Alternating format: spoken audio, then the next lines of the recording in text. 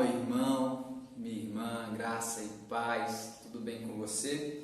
Eu espero que sim, espero que esteja bem com você e sua família. Vamos começar mais um episódio da nossa série de estudo sobre a primeira epístola de João, certo? Eu gostaria de convidar você a abrir sua Bíblia na primeira epístola de João, capítulo 1, versículo do 1 ao 3, certo? Na minha versão, que é Almeida Revista e Atualizada, a ARA, diz assim: o que era desde o princípio, o que temos ouvido e o que temos visto com os nossos próprios olhos, que contemplamos e as nossas mãos apalparam, com respeito ao verbo da vida.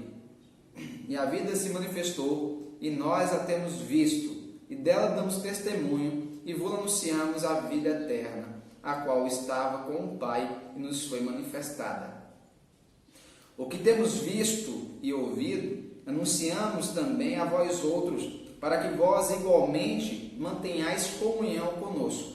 Ora, a nossa comunhão é com o Pai e com seu Filho Jesus Cristo. No verso 1 do capítulo 1 da primeira epístola de João, João usa as suas primeiras palavras para afirmar que Cristo é o verbo da vida, e o verbo da vida estava no princípio com Deus, e o verbo era Deus. Assim como ele fez no seu próprio evangelho, em João capítulo 1, versículo 1, quando diz: no princípio era o verbo, e o verbo estava com Deus, e o verbo era Deus. João também cita 3 formas que ele foi testemunha que Cristo habitou entre os homens, e ele mesmo se fez homem, o próprio Cristo se fez homem, de carne e osso. A primeira forma de testemunho, a primeira forma que João cita aqui, que ele foi testemunha, foi o testemunho auditivo, aquele que ouviu os ensinamentos de Cristo, aqui no verso 1, quando diz que o que temos ouvido, né? Então João fala que ele é uma pessoa que ouviu os ensinamentos de Cristo, que ouviu a voz de Cristo, e se tornou testemunho que Cristo de fato existiu e ensinou através das suas palavras, né? O segundo modo que ele fala é testemunho ocular, aquele que viu o próprio Cristo. E está aqui quando o próprio João diz assim: e o que temos visto com os nossos próprios olhos. E a terceira forma que ele diz, que ele relata que ele foi testemunha, é o testemunho presente, é o testemunho presencial, aquele que presenciou, aquele que tocou o sujeito, que tocou a Cristo.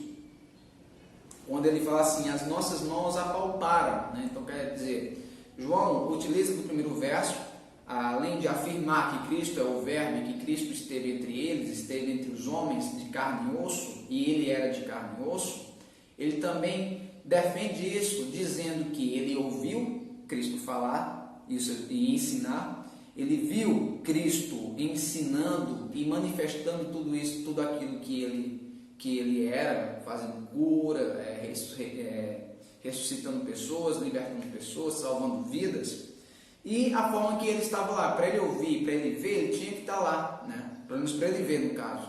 Ele de fato, aqui no versículo 1, ele começa o seu argumento dizendo que de fato Cristo existiu, porque o próprio João, o mesmo que escreve essa epístola, estava com ele, estava ouvindo os seus ensinamentos, estava vendo o seu testemunho, estava vendo ele agir, estava vendo Cristo agir, e estava lado a lado de Cristo em todos os momentos, não é isso?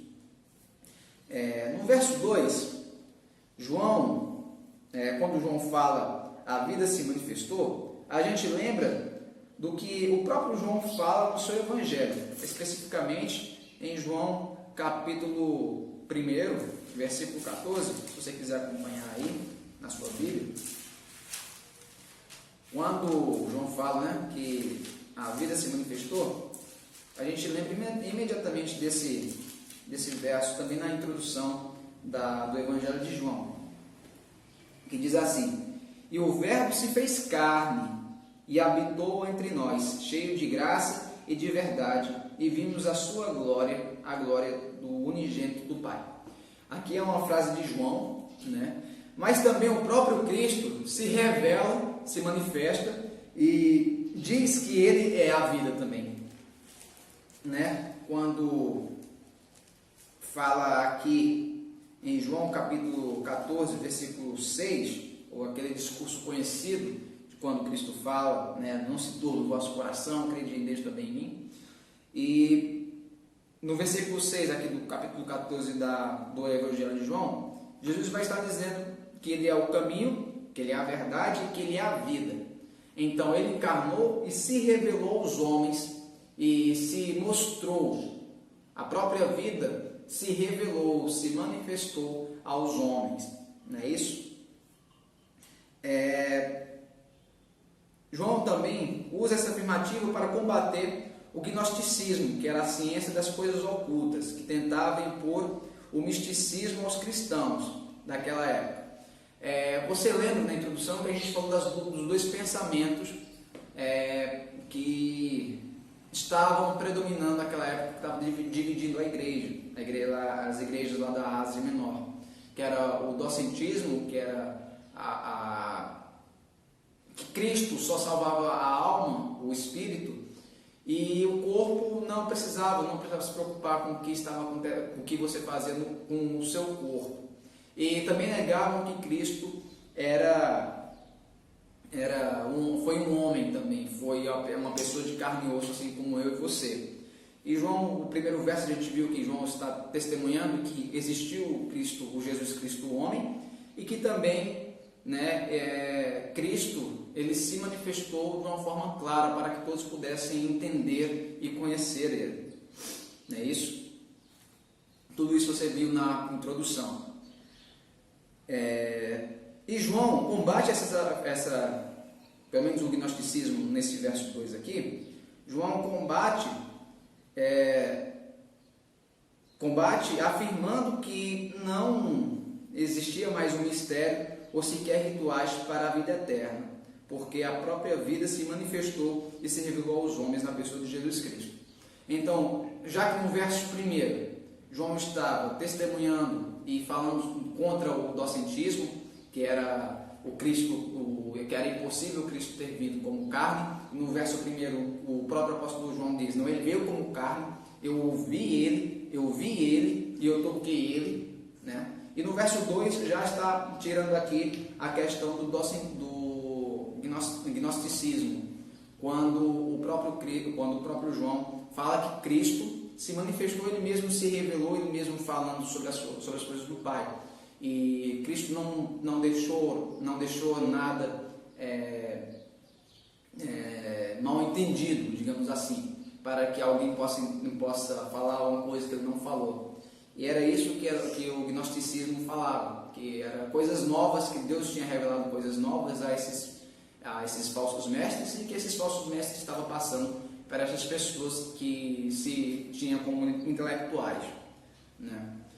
Então, a gente viu que o verso 1 é uma defesa contra o docentismo e é uma defesa também do Cristo encarnado, da palavra de Deus encarnada na pessoa de Jesus.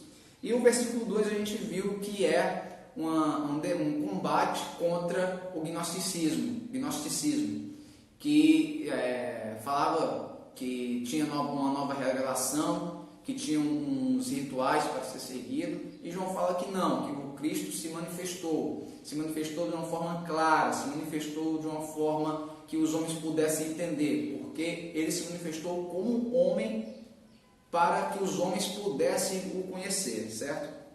João continua a afirmar que é uma testemunha que realmente esteve com Jesus Cristo, o homem, e compartilha com os irmãos tudo o que ele ouviu e viu do Messias.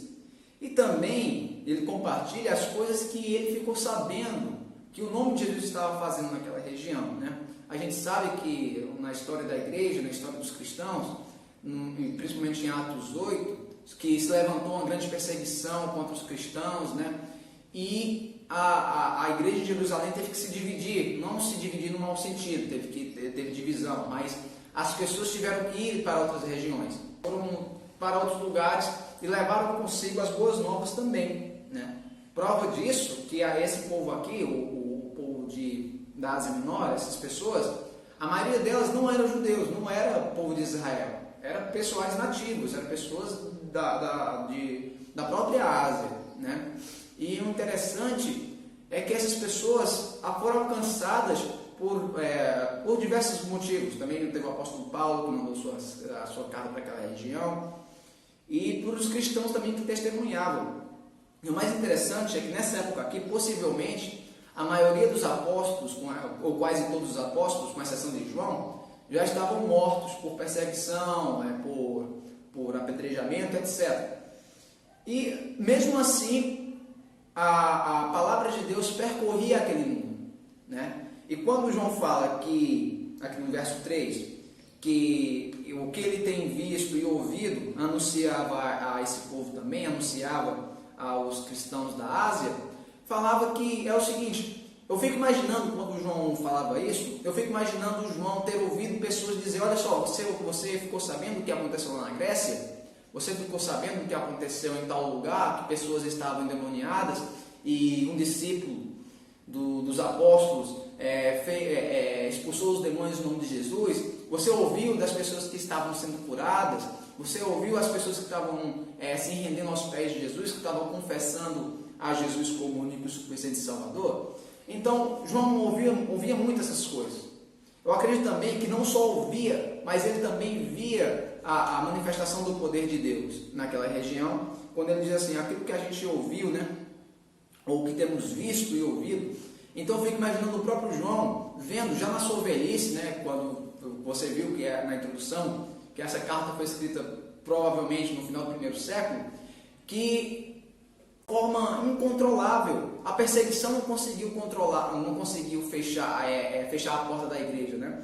Fechar a boca dos cristãos, que mesmo sendo condenados à morte, eles continuaram ensinando a palavra de Deus. Então o próprio João ouvia isso e ele também presenciou pessoas sendo curadas, possivelmente, pessoas entregando sua vida a Jesus, que era uma coisa maravilhosa de ser visto, né? E João compartilha isso com os irmãos dessa região, para que eles permanecessem na comunhão com Deus por meio de Jesus Cristo. Porque se eles começassem se eles começassem a adotar e praticar as questões do gnosticismo, eles começariam a procurar, voltaria para a questão da lei, voltariam para as coisas místicas e começariam a adorar um Deus, outro Deus, um Deus que não era o Deus que se revelou, o Cristo que se revelou.